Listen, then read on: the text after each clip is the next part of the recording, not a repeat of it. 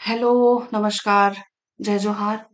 मैं हूँ विनीता और चलिए आज हम भूगोल के भी प्रश्न देख लेते हैं जो विगत वर्षों में पूछे गए हैं। तो आज का जो हमारा टॉपिक होगा प्राकृतिक विभाजन, इसी से आज हम रिवाइज करते हैं पीवाईक्यूज। चलिए आज का हमारा पहला प्रश्न है। चलिए देख, ये क्या क्या बीच में आ जाता है। भारत का पूर्वी घाट किस प्रकार का पर्वत है? तो भारत का पूर्वी घाट जो है ये अवशिष्ट पर्वत है, याद रखिएगा, अवशिष्ट पर्वत। ठीक। चलिए, भारत में पूर्वी तट मैदान को किस नाम से जानते हैं? तो भारत में पूर्वी तट को हम कोरोमंडल के नाम से जानते हैं, है ना। भारत का मैप आपको याद होगा, है ना। हम सिर्फ इसमें रिवाइज कर रहे हैं और मैं ऐसी उम्मीद कर रही हूँ कि आपने इसके पहले सब कुछ पढ़ लिया होगा भूगोल के बारे में, आप थोड़ा बहुत जानते होंगे, है ना। तो इसीलिए मैं बहुत ज्यादा व्याख्या में नहीं जाऊंगी, सिर्फ पीवाईक्यू से देखेंगे। ठीक। पूगा घाटी किसके लिए प्रसिद्ध है? तो पूगा घाटी जो है ये भूतापी ऊर्जा के लिए प्रसिद्ध है ना। और ये जो है ये भारत का पहला भूतापीय ऊर्जा संयंत्र है। ठीक है, भूतापी ऊर्जा संयंत्र है। ठीक है, पहला। ठीक है, पूगा घाटी। ठीक, और ये कहाँ पे है? तो याद रखिएगा ये लद्दाख में है। ठीक है, चलिए अगला देखते हैं। भारत में कितने द्वीप हैं? तो भारत में 247 द्वीप हैं, याद रखिएगा, 247। अगला है, श्रीहरिकोटा द्वीप अवस्थित है। तो श्रीहरिकोटा द्वीप जो है ये पुलिकट झील के समीप स्थित है और यहीं पे ये सतीश धवन अंतरिक्ष केंद्र है, आपको याद होगा, मालूम होगा। ठीक है, और ये कहाँ पे है? तो आंध्र प्रदेश और तमिलनाडु के बीच में है। ठीक है, श्रीहरिकोटा मालूम होगा आपको। पुलिकट झील आंध्र प्रदेश और तमिलनाडु के मध्य स्थित है। इसके मध्य श्रीहरिकोटा द्वीप है जो पुलिकट झील को समुद्र से अलग करती है। यहीं पर सतीश धवन अंतरिक्ष केंद्र स्थित है। निम्नांकित में से कौन से द्वीप समूह की उत्पत्ति प्रवाल से जुड़ी हुई है? तो इसका उत्तर है लक्षद्वीप।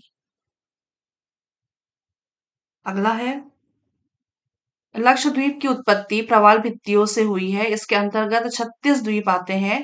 ठीक है, जिसमें से 10 द्वीप आबाद हैं और इसका क्षेत्रफल 32 वर्ग किलोमीटर है तथा यह सबसे छोटा केंद्र शासित प्रदेश है।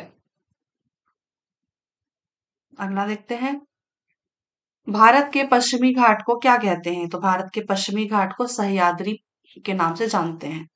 ठीक है, और यहीं पे मालाबार तट, कोनार तट और कोंकण तट में, है ना, ये विभाजित है। ठीक है, सह्याद्री। ठीक। अगला देखते हैं, साइलेंट वैली निम्नलिखित राज्यों में से किस में स्थित है? तो इसको याद रखिएगा, साइलेंट वैली जो है ये केरल में है। ठीक है, इसी को शांत घाटी के नाम से भी जानते हैं। और साइलेंट वैली ही जो है ना, इसमें भारत का जो है ये सर्वाधिक जैव विविधता वाला क्षेत्र है। ठीक है, अ, जैव विविधता जैव विविधता वाला क्षेत्र है। ठीक है, सर्वाधिक। चलिए अगला देखते हैं, काठियावाड़ प्रायद्वीप किस राज्य में है? तो काठियावाड़ जो है ये गुजरात में है। ठीक है, चलिए, और गुजरात में कहाँ पे है? तो कच्छ की खाड़ी और खंभात की खाड़ी के बीच है। ठीक है, काठियावाड़। अगला देखते हैं, अगला, भारत की एकमात्र सक्रिय ज्वालामुखी बैरन द्वीप है, सभी को मालूम होगा ये चीज, है ना। भारत की एकमात्र सक्रिय ज्वालामुखी कहाँ पे है, कौन सी है? तो बैरन द्वीप है। और ये नारकोंडम जो आप देख रहे हैं ये सुषुप्त है। ठीक है, मतलब इसमें कुछ वो नहीं है, अ, मर चुका है ये। नारकोंडम वाला जो है ये सुषुप्त है, और बैरन द्वीप जो है ये सक्रिय ज्वालामुखी है। निम्नलिखित में से कौन सा भारत का एकमात्र ज्वालामुखी द्वीप है? तो बैरन द्वीप है ना? अगला देखते हैं।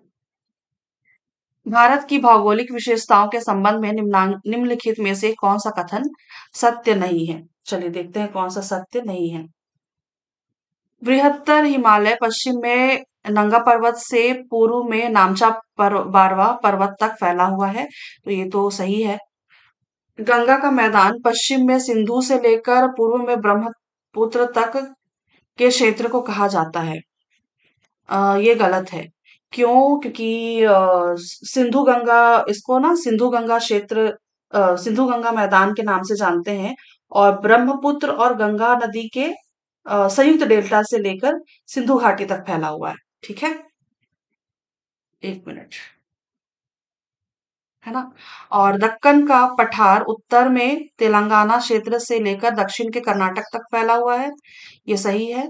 और पश्चिम समुद्री तट उत्तर में कच्छ की खाड़ी से लेकर दक्षिण में कुमारी अंतरीप तक फैला हुआ है, तो ये भी सही है। तो इसका उत्तर ये हो जाएगा ऑप्शन नंबर बी।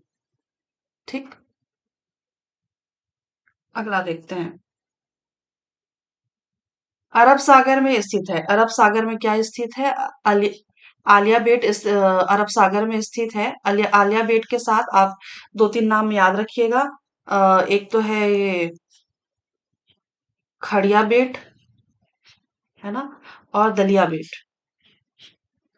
खड़िया बेट और दलिया बेट, है ना, अलिया बेट, खड़िया बेट और दलिया बेट, है ना, ये जो है ये सभी नर्मदा ताप्ती मुहाने के पास अरब सागर में स्थित है। ठीक है, नर्मदा नदी, नर्मदा ताप्ती मुहाना।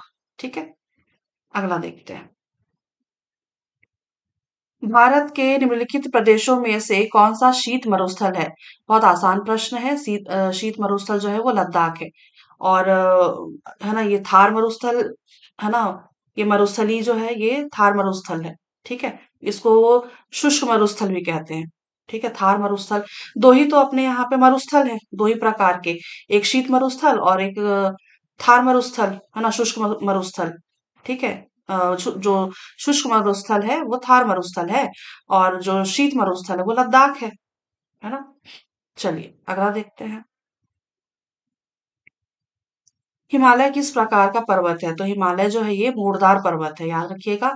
नवीन मोड़दार पर्वत है, नवीन प्रकार का। ठीक है, नया। ठीक है, और ये जो है ये इसका जो निर्माण हुआ है ये सिनोजाइक एरा, है ना, एरा, एरा ऐसा लिखते हैं, सिनोजाइक एरा के टर्शरी काल में हुआ है। ठीक है, ये भी याद रखिएगा, टर्शियरी, टर्शियरी काल। ठीक है, सिनोजाइक एरा में, है ना, टर्शरी काल में हुआ है। और किससे निर्माण हुआ है इसका? तो याद रखिएगा, टेक्टोनिक, क्या, प्लेट टेक्टोनिक। ठीक है, प्लेट टेक्टोनिक, प्लेट टेक्टोनिक। ठीक है, ये भी याद रखिएगा। तो हिमालय जो है ये नया नवीन प्रकार का मोड़दार पर्वत है। हिमालय से बहुत सारे प्रश्न बनते हैं, तो उसको डिटेल में जानना आपको जरूरी है। ठीक, उत्पत्ति के आधार पर हिमालय पर्वत किस प्रवर्तन काल से संबंधित है? तो याद रखिएगा, टर्शरी, यानी कि तृतीयक कल्प। ठीक, अगला प्रश्न देखते हैं। निम्नांकित में से किस अनुप्रस्थ हिमालय की भारत में हिमनदों की संख्या सबसे अधिक है? तो इसका उत्तर याद रखिएगा, कश्मीर हिमालय। ठीक है, कश्मीर हिमालय सिंधु से सतलज के बीच में स्थित है ना, कश्मीर हिमालय। अगला है, निम्नलिखित में से कौन सी चोटी विश्व की दूसरी सर्वाधिक ऊंची चोटी है? तो इसका उत्तर याद रखिएगा, गॉडविन ऑस्टिन केटू जिसको बोलते हैं, है ना, गॉडविन ऑस्टिन। और इसकी ऊंचाई क्या है? तो 8,611 मीटर, है ना, 8,611 मीटर। और ये कहाँ पे है? तो याद रखिएगा, लद्दाख में है। ठीक है, लद्दाख। यहाँ पे कुछ डिटेल्स दिए हुए हैं। कंचनजंगा, है ना, 8,598 मीटर सिक्किम में है। धौलागिरी 800, 8,000 8,172 मीटर उत्तराखंड में है। गॉडविन ऑस्टिन K2 है ना 8,611 मीटर लद्दाख में। नंदा देवी पर्वत ये जो है ये 7,817 मीटर उत्तराखंड। और माउंट एवरेस्ट 8,848 मीटर नेपाल में है। और माउंट कैलाश कैलाश पर्वत है ना ये नेपाल में है। ये सिस्टमेटिकली नहीं है ना सिस्टमेटिकली नहीं है, बट आप ये पॉइंट्स याद रखिएगा। अगला देखते हैं। हिमालय पर्वत की निम्नलिखित चोटियां भारतीय क्षेत्र में हैं। तो भारतीय क्षेत्र में कौन कौन सी है? एक तो जो कंचनजंगा है और एक धौलागिरी है। ठीक है, तो इसका उत्तर क्या हो जाएगा? 3 और 4, ऑप्शन नंबर सी। अगला देखते हैं। भारत की सबसे ऊंची चोटी किस राज्य में स्थित है? तो भारत की सबसे ऊंची चोटी जो है ये जम्मू कश्मीर में स्थित है, लद्दाख में। ठीक है, लद्दाख में। कौन सी है? तो भारत की सबसे ऊंची चोटी को आप याद रखिएगा, गॉडविन ऑस्टिन। ठीक है, गॉडविन ऑस्टिन। गॉडविन ऑस्टिन ये यहाँ इस तरफ आएगा जी, ठीक है, गॉडविन ऑस्टिन K2। ठीक, ये लद्दाख में है। अगला देखते हैं।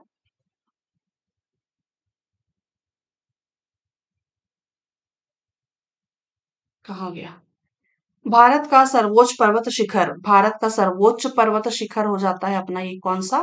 कंचनजंगा। ठीक, अगला देखते हैं। पश्चिमी भाग में हिमालय की श्रेणियों का दक्षिण से उत्तर की ओर निम्नांकित में से कौन सा क्रम सही है? दक्षिण से उत्तर की ओर यानी कि इस तरफ से। ठीक है, दक्षिण से उत्तर की तरफ जाना है हमें। तो हो जाएगा सबसे पहले तो आपका शिवालिक, लघु हिमालय और महान हिमालय। ठीक है, इसका उत्तर हो जाएगा शिवालिक, लघु हिमालय, फिर महान हिमालय। है ना, नीचे में शिवालिक है, उसके ऊपर इस तरफ थोड़ा सा लघु हिमालय, फिर महान हिमालय। अगला देखते हैं। बृहत्तर हिमालय को लघु हिमालय से अलग करने वाली संरचना कौन सी है? तो इसका उत्तर याद रखिएगा, मुख्य मध्य छेद। है ना, ये मुझे भी नहीं मालूम है इसका मतलब क्या है, मुख्य मध्य छेद। बाकी इसमें एक व्याख्या दिया हुआ है, चलिए एक बार उसको रीड कर लेते हैं।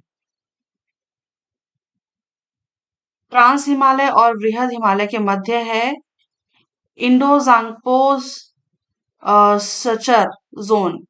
ठीक है, और बृहद हिमालय एवं मध्य हिमालय के मध्य है मेन सेंट्रल थ्रस्ट यानी कि मुख्य मध्य क्षेप।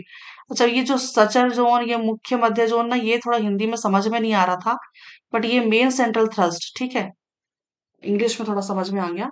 बृहद हिमालय और मध्य हिमालय के मध्य है कौन सा? मेन सेंट्रल थ्रस्ट यानी कि मुख्य मध्य क्षेप।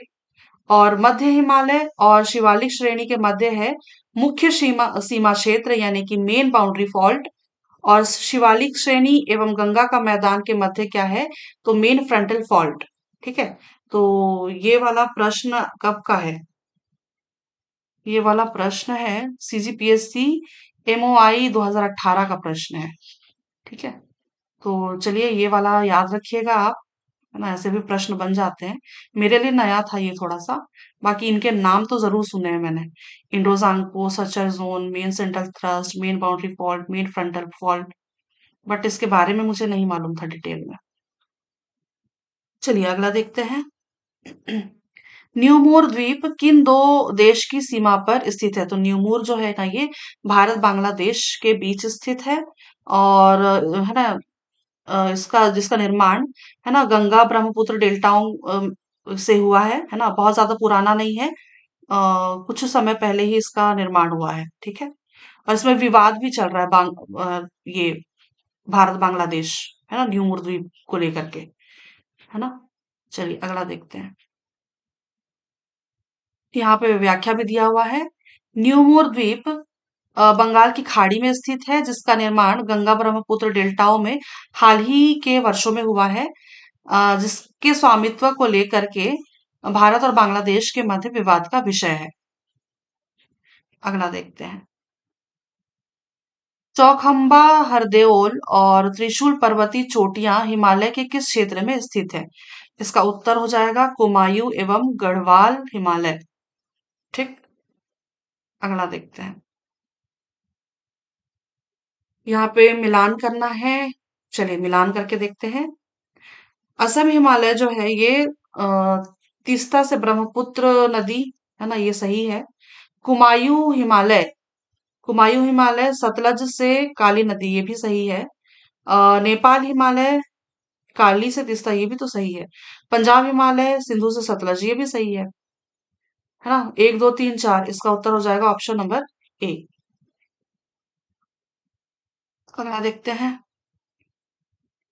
देश में निम्नांकित में से कौन सा भौगोलिक क्षेत्र सबसे प्राचीन है? इसका उत्तर है भारतीय प्रायद्वीपीय पठार। भारतीय प्रायद्वीपीय पठार। अगला है, कोडई कनाल किस पहाड़ी में स्थित है? तो कोडई कनाल जो है ये पलानी में स्थित है। ये साउथ वाले मूवीज आप देखते होंगे ना, सीरीज वगैरह, उसमें कोडई कनाल, पलानी, ये सब के नाम सुनने को बहुत मिलेंगे आपको। ठीक। चलिए अगला हम देखते हैं। यहाँ पे व्याख्या दिया हुआ है, कोडई कनाल पलानी की पहाड़ी में स्थित है। इसका उल्लेख तमिल संगम साहित्य में मिलता है। पलानी हिल्स के आसपास के क्षेत्र में उस समय पेलियंस और पुलियंस नामक आदिम जनजाति निवास करती थी। ये मेरे लिए नया है, ये पॉइंट, है ना। ये पॉइंट मेरे लिए नया है। पलानी हिल्स के आसपास के क्षेत्र में उस समय पेलियंस और पुलियंस नामक आदिम जनजाति निवास करती थी। अगला देखते हैं, चलिए। एसपी चटर्जी के भारत के प्राकृतिक प्राकृतिक विभागों की योजना में महानदी बेसिन को महाद्वीपीय पठार के किस उपभाग में रखा जाता है? इसका उत्तर हो जाएगा पूर्वी पठार। ठीक है, पूर्वी पठार इसका सही उत्तर है। अगला देखते हैं। निम्नांकित में से कौन सी नदी घाटी गोंडवाना युगीन कोयला के भंडार की दृष्टि से सर्वाधिक महत्वपूर्ण है? इसका उत्तर हो जाएगा दामोदर नदी घाटी। दामोदर नदी घाटी। ठीक है, गोंडवाना योगीन कोयला भंडार। ठीक है। चलिए, आप मैप आप रिवाइंड करके, मतलब आपके माइंड में होगा ना, ये मैप भारत का, तो आपको थोड़ा बहुत मालूम होगा कि दामोदर कहाँ पे है, महानदी कहाँ पे है, गोदावरी, सोन नदी। तो थोड़ा बहुत अगर आपको स्ट्राइक कर रहा होगा तो आप समझ पा रहे होंगे चीजों को, है ना। ठीक। चलिए अगला देखते हैं। गोंडवाना योगीन कोयला के भंडार की दृष्टि से दामोदर नदी घाटी सर्वाधिक महत्वपूर्ण है, क्योंकि इस घाटी के आसपास अधिक मात्रा में कोयला की प्राप्ति होती है। दामोदर नदी को बंगाल का शोक नदी कहा जाता है और इस नदी में भारत का प्रथम बहुउद्देश्य परियोजना डीवीसी परियोजना स्थापित किया गया है। ठीक है। अगला देखते हैं।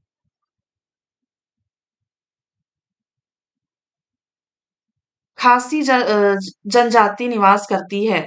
तो खासी जनजाति जो है ये खासी की पहाड़ी पर भी निवास करती है, और जयंतिया की पहाड़ी पर, यानी गारो खासी जयंतिया, है ना, आपने सुना होगा। इसका उत्तर हो जाएगा ए एवं बी दोनों। अगला देखते हैं। भाबर प्रदेश है, तो भाबर प्रदेश क्या होता है? भारी कंकड़ पत्थर और बजरी का जमाव, है ना, भाबर प्रदेश होता है जहां पे भारी कंकड़ पत्थर और बजरी का जमाव। जब हम कभी इसके बाद, है ना, थ्योरी क्लास पढ़ेंगे, तो मैं आपको इस सबके बारे में डिटेल में भले ही बता दूंगी, बट अभी यहाँ पे सिर्फ पीवाईक्यूज ही देखेंगे हम, क्योंकि अभी बहुत ज्यादा टाइम है नहीं, तो सिर्फ ये करते हैं हम। ठीक है। बाकी छोटा छोटा डिटेल यहाँ पे दिया हुआ है ना, वो सबको देखते चलते हैं। शिवालिक के दक्षिण में छिद्र युक्त कंकड़ पत्थर व बजरीली मिट्टी, जिसमें नदियां इस संरचना के नीचे प्रवाहित होती हैं। ठीक है। उत्तर से दक्षिण की ओर नदियों के द्वारा लाए गए निक्षेप क्रमशः भाबर तराई बांगर खादर का निर्माण हुआ। भाबर तराई बांगर खादर, बांगर फिर खादर का निर्माण हुआ। ठीक है। अगला देखते हैं। भारत को कितने भू आकृतिक प्रदेशों में बांटा गया है? तो याद रखिएगा चार भागों में बांटा गया है। कौन कौन सा?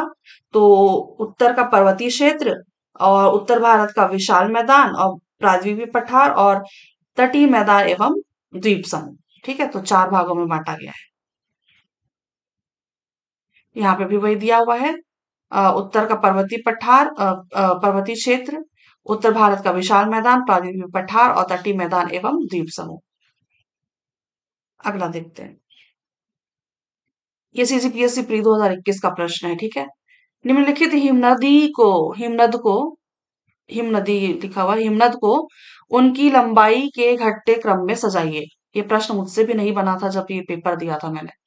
तो इसका उत्तर याद रखिएगा। सबसे पहले आएगा हिस्पर, बियाफो, द्रांगद्रुंग, सोनापानी और बारह शिगरी। ठीक है, ये अचानक से कहीं से तो भी ये पूछ लिया है, बट ये प्रश्न मुझसे भी उस वक्त नहीं बना था, मैं भी कंफ्यूज थी। बाकी इसमें ना ल्यूसेंट से मैंने इसको पढ़ा जरूर था, बट याद नहीं था। ठीक है, इसका उत्तर हो जाएगा हिस्पर, बियाफो, द्रांगद्रुंग, सोनापानी और बारह शिगरी। अगला देखते हैं। यहाँ पे थोड़ा सा डिटेल दिया हुआ है। हिस्पर, यह काराकोरम श्रेणी में स्थित हिमनद है जो पीओके का हिस्सा है। पीओके, पीओके, पीओके क्या होता है? इसका फुल फॉर्म देखिएगा जी, पीओके क्या होता है ना? पीओके याद भी नहीं आ रहा है क्या हो सकता है। बाकी आप ये देखिएगा, जो पीओके का हिस्सा है। बियाफो, यह पीओके के गिलगित बाल्टिस्तान क्षेत्र में काराकोरम पर्वत श्रेणी पर स्थित है। द्रांगद्रोंग, यह लद्दाख क्षेत्र में स्थित हिमनद है। सोनापानी, यह हिमाचल प्रदेश का सबसे बड़ा हिमनद है। और बाराशिगरी, यह हिमाचल प्रदेश का सबसे बड़ा हिमनद है। हाँ, सोनापानी भी हिमाचल प्रदेश का सबसे बड़ा हिमनद है, और बाराशिगरी ये भी हिमाचल प्रदेश का सबसे बड़ा हिमनद है। ऐसा लिखा हुआ है इसमें। बाकी आप इसको एक बारी ना गूगल कर लीजिएगा या फिर देख लीजिएगा। बाकी मुझे नहीं लगता है कि ये दोबारा से सेम प्रश्न रिपीट होगा। चलिए एक बार अगला देखते हैं, अगला क्या सवाल है। हिमालय की रचना समांतर वलय श्रेणियों से हुई है, जिसमें से प्राचीनतम श्रेणी है। तो प्राचीनतम श्रेणी जो है ये वृहत हिमालय श्रेणी है इस ऑप्शन के हिसाब से, क्योंकि जो सबसे पुराना पर्वत श्रेणी है ना, वो ट्रांस हिमालय है। ट्रांस हिमालय। ठीक है, तो यहाँ पे और ट्रांस हिमालय तो है नहीं, तो यहाँ पे वृहत हिमालय होगा, ग्रेटर हिमालय जिसको कहते हैं। यहाँ पे ऑप्शन दिया हुआ है। हिमालय हिमालय नवीन मोड़दार वलित पर्वत श्रृंखला का उदाहरण है, जो कि ऊर्ध्वाधर क्रम में ट्रांस हिमालय, बृहत हिमालय, मध्य हिमालय तथा शिवालिक में अवस्थित है। उपरोक्त विकल्प के अनुसार बृहत हिमालय पर्वत श्रेणी प्राचीन पर्वत श्रेणी है। ठीक है, उपरोक्त विकल्प के अनुसार, बाकी वैसे देखा जाए तो ट्रांस हिमालय सबसे प्राचीन है। ठीक है,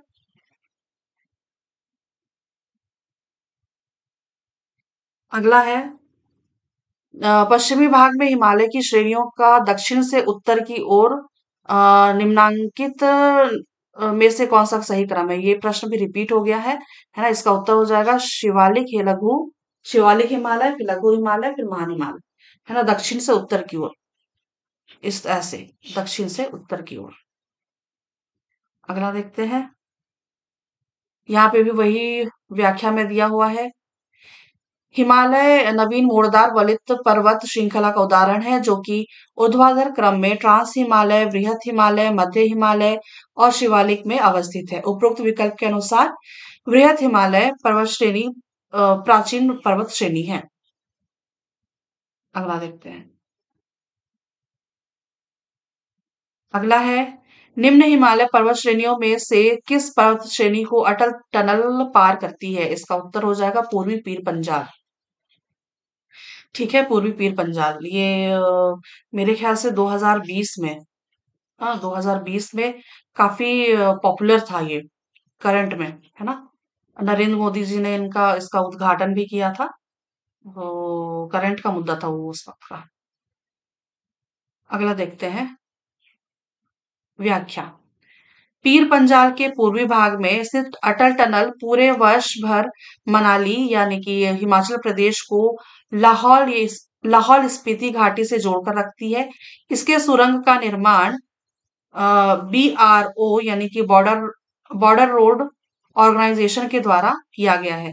इसका उद्घाटन 2020 में प्रधानमंत्री नरेंद्र मोदी के द्वारा किया गया है।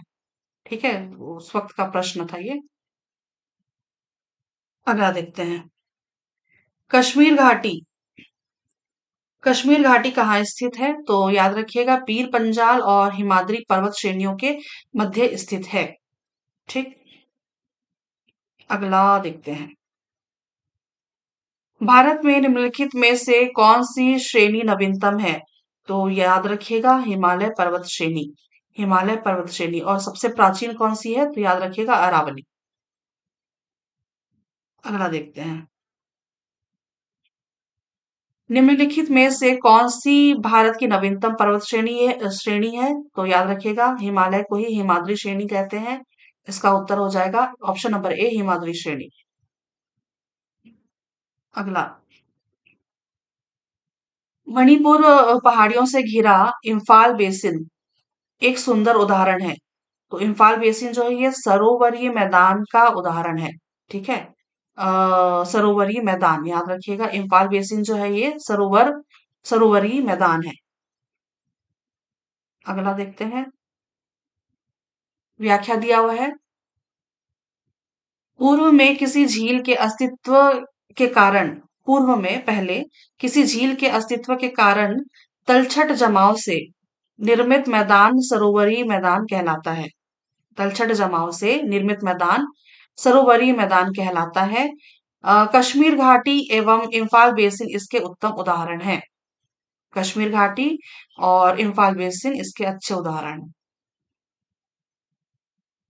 अगला है। हिमालय के किस भाग पर करेवा भू आकृति पाई जाती है?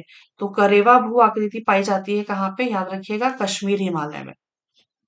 है ना, करेवा भू आकृति जो है ये कश्मीर हिमालय में पाई जाती है। और यहीं पे वो जी जाफरान और केसर टाइप की खेती होती है ना। जाफरान केसर, है ना, इस तरह की खेती वहीं पे होती है कश्मीर हिमालय में। ठीक है। अगला देखते हैं। यहाँ पे व्याख्या दिया हुआ है। हिमालय में कश्मीर हिमालय भाग पर कश्मीर हिमालय भाग पर करेवा भू आकृति पाई जाती है। ये बर्फीली बर्फीली निक्षेप से निर्मित स्थलाकृति है जो कि जाफरान, बादाम तथा केसर की खेती के लिए प्रसिद्ध है। ठीक। तो करेवा से आप याद रखिएगा, जाफरान, बादाम और केसर, है ना, ये अ, बर्फीली स्थलाकृति है। ठीक है। अगला देखते हैं।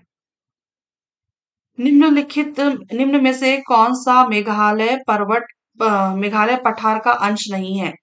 तो याद रखिएगा, भुवन पहाड़ियां जो है ये मेघालय पठार का अंश नहीं है। गारो, खासी, जयंतिया ये तीनों जो है ये मेघालय पठार के अंतर्गत आते हैं। लेकिन भुवन पहाड़ी जो है ना ये मिजो पहाड़ी के अंतर्गत आता है। ठीक है। मिजो मिजो पहाड़ी मिजो पहाड़ी के अंतर्गत आता है भुवन पहाड़ियां। और बाकी जो है ये गारो, खासी, जयंतिया जो है ये मेघालय पठार के अंतर्गत आते हैं। ठीक। चलिए अगला देखते हैं। निम्न में से भारत के किस भाग में सामान्यतया प्रवाल द्वीप पाए जाते हैं? तो याद रखिएगा, इसका उत्तर हो जाएगा लक्षद्वीप के निकट। अगला देखते हैं। सॉरी।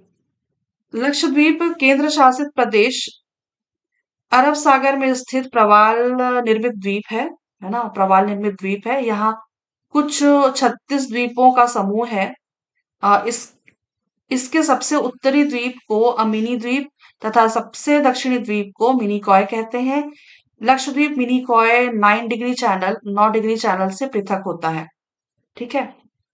लक्षद्वीप समूह का सबसे बड़ा द्वीप एंड्रोड तथा दूसरा सबसे बड़ा द्वीप मिनिकॉय है। तो ये कुछ पॉइंट्स हैं, आप याद रखिएगा। कई अगर आयोग पीएससी वालों का अगर दिमाग सरक गया तो प्रवाल के बारे में भी डिटेल में भी पूछ सकता है। तो प्रवाल के बारे में भी आप थोड़ा सा डिटेल है ना देख लीजिएगा कि क्या होता है प्रवाल, प्रवाल भित्ति क्या होती है। तो इन शॉर्ट लक्षद्वीप के बारे में आप याद रखिएगा चीजों को। ठीक है, अगला देखते हैं। निम्नलिखित में से किस क्षेत्र में प्रवाल भित्ति नहीं पाई जाती है? तो प्रवाल भित्ति कहाँ नहीं पाई जाती है? आप थोड़ा सा ना लॉजिक यहाँ पे इस्तेमाल कर लीजिएगा, है ना। मन्नार की खाड़ी कहाँ पे है, लक्षद्वीप की कहाँ पे है, और कच्छ कहाँ पे है, और कैम्बे कहाँ पे है? तो है ना, इसका सही उत्तर क्या हो जाएगा? कैम्बे की खाड़ी, है ना। कैम्बे की खाड़ी। कैम्बे की खाड़ी कहाँ पे है? तो याद रखिएगा अरब सागर में है। ठीक है, आई थिंक इसका व्याख्या भी दिया होगा। हाँ, दिया हुआ है। कैम्बे की खाड़ी अरब सागर में स्थित है, जो कि गुजरात के सागरीय तट तथा काठियावाड़ प्रायद्वीप एवं महाराष्ट्र यानी कि मुंबई के मध्य स्थित है। यह पीरम आइलैंड के अंतर्गत स्थित खाड़ी है। ठीक है, पीरम आइलैंड के अंतर्गत स्थित खाड़ी है। सिंगूर पठार भारत के निम्नलिखित में से किस राज्य में स्थित है? तो सिंगूर पठार जो है ये याद रखिएगा तमिलनाडु में है। ठीक है, अगला देखते हैं। अगला है, निम्नलिखित कथनों को पढ़कर सही उत्तर का चयन करना है। तो भारत के पास 615 द्वीप हैं, जिनमें से 527 बंगाल की खाड़ी स्थित है। तो ऐसा तो है ही नहीं, है ना। अपने पास कितने द्वीप है? 247, 247 अपने पास द्वीप है, और बंगाल की खाड़ी में कितने हैं? तो याद रखिएगा 204, है ना। ये प्रश्न आई थिंक हमने किया हुआ है ना, हमने शायद किया हुआ है ये प्रश्न, याद रखिएगा। भारत के पास 247 द्वीप है, और बंगाल की खाड़ी में है कितने? 204। ठीक है, बंगाल की खाड़ी में 204 है, तो ये वाला कथन अपना गलत हो जाता है। बंगाल की खाड़ी के मुख्य द्वीपों में अंडमान तथा निकोबार द्वीप है, तो ये भी सही है ना। अंडमान द्वीप समूह को निकोबार द्वीप समूह से 10 डिग्री चार अलग करती है, तो ये कथन सही है। तो पहला वाला गलत है। पहला असत्य है, परंतु कथन 2 और 3 सत्य हैं, तो इसका उत्तर हो जाएगा ऑप्शन नंबर डी। ठीक, चलिए अगला प्रश्न करते हैं। निम्न विवरण किस द्वीप को संकेत करता है? तो यहाँ पे 2 पॉइंट्स दिए हुए हैं, देखते हैं। यह अंडमान सागर में स्थित है। अच्छा, इनमें से देखना है, ए बी सी डी यहाँ पे दिया हुआ है, नारकोंडम सागर, व्हीलर द्वीप और बैरन द्वीप। यह अंडमान सागर में स्थित है। यहाँ पर भारत का एकमात्र सक्रिय ज्वालामुखी सिर्फ और सिर्फ बैरन द्वीप है। ठीक है, इसका उत्तर हो जाएगा ऑप्शन नंबर डी। अगला प्रश्न देखते हैं।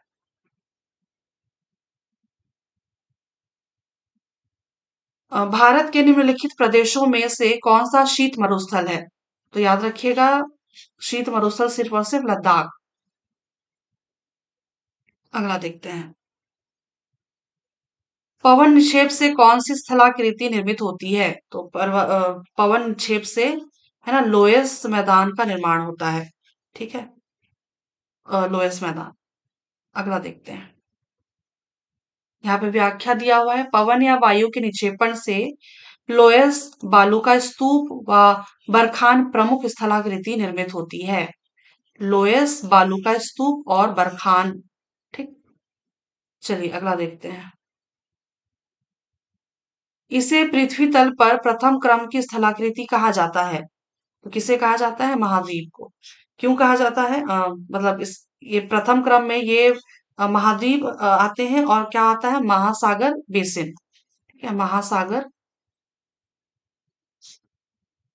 बेसिन। ठीक है, तो ये दो जो है, ये बेसिन इस तरह से नहीं लिखा जाता है, हालांकि छोटी की मात्रा होती है। तो पृथ्वी तल पर प्रथम क्रम पे की स्थलाकृति जो होती है, स्थलाकृति जो है, एक तो है महाद्वीप और दूसरा होता है महासागर बेसिन।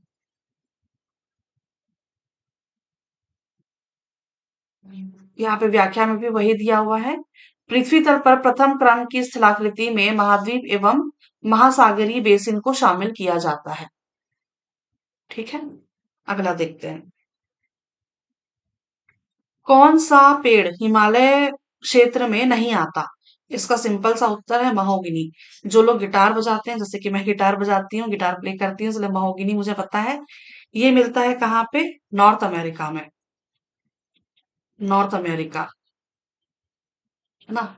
नॉर्थ अमेरिका में महोगनी मिलता है, उसी से गिटार बनती है। ठीक है, गिटार गिटार हो गया, और यूकेलेली हो गया, वायलिन हो गया, तो ये सारी जो चीजें हैं ये महोगनी से बनते हैं, महोगनी के लकड़ी से। और बाकी जो ये है ना, ये हिमालय क्षेत्र में मिलते हैं, जैसे कि देवदार हो गया, स्प्रूस हो गया, चीड़ हो गया, और चेस्टनट जिसको बोलते हैं, है ना? चेस्टनट, और ओक भी एक होता है ना? ओक, OAK वाला ओक, है ना? तो ये सारे जो हैं, ये हिमालय क्षेत्र में मिलते हैं। महोगनी जो है ये नॉर्थ अमेरिका। अगला है, पश्चिम से पूरब तक फैली वृहद हिमालय या हिमाद्री श्रेणी नेपाल में अधिकतम ऊंचाई तक पहुंचती है, जहां विश्व की 14 सबसे ऊंची चोटियों में से कितनी चोटी स्थित है? तो जहां विश्व की 14 सबसे ऊंची चोटियों में से कितनी चोटी स्थित है, तो याद रखिएगा नेपाल में, है ना? 8 इसका सही उत्तर हो जाएगा, है ना? 8 ऊंची चोटियां हैं। अब आपको मतलब शायद बताऊं कि नहीं बताऊं मैं? चलिए छोड़िए आप, है ना? इसका उत्तर याद रखिएगा, 8। ठीक, चलिए अगला देखते हैं।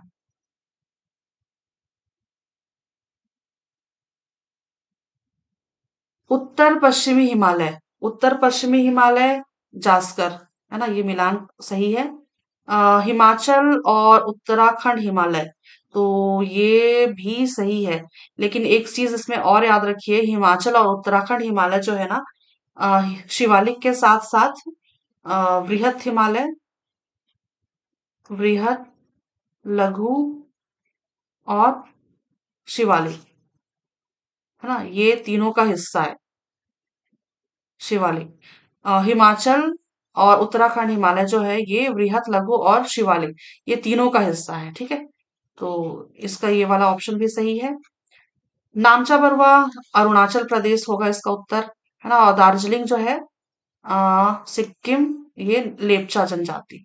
ठीक, तो एक दो, एक दो चार तीन, एक दो चार तीन, यहाँ पे तो सी लिखा हुआ है, या ये डी, डी होगा यहाँ पे, है ना? ऑप्शन नंबर डी, एक दो चार तीन।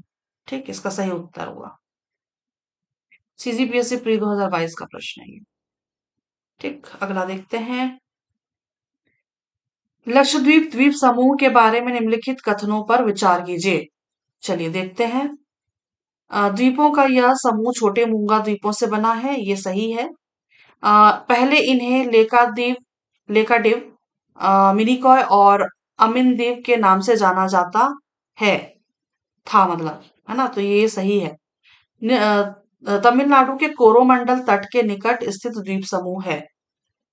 ये कोरोमंडल के नहीं है ये, है ना?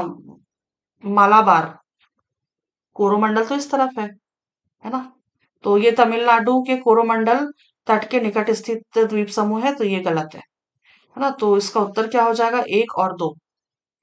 ऑप्शन नंबर एक और दो इसका सही उत्तर हो जाएगा। अगला देखते हैं।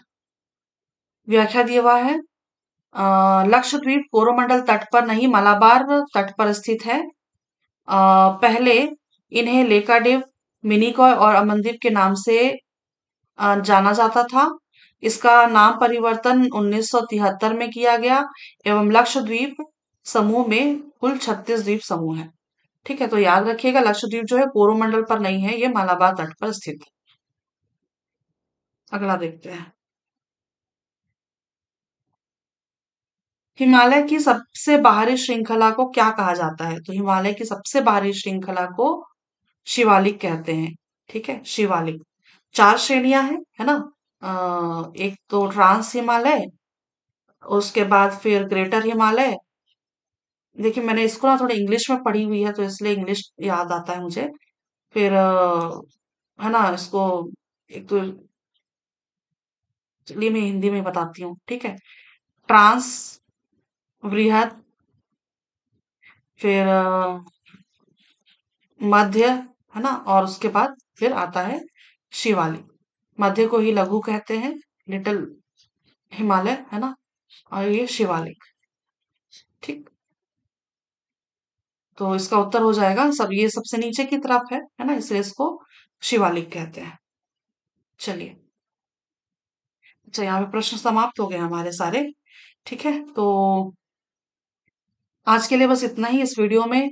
जितने भी टॉपिक्स थे, प्रश्न थे प्राकृतिक विभाजन से, उससे हमने सारे देख लिए हैं। फिर मैं कोई सा और टॉपिक लेकर के आऊंगी जो इम्पोर्टेंट होगा रिवीजन पर्पस के हिसाब से। तो चलिए फिर आज के लिए बस इतना ही। Thank you so much. Bye bye.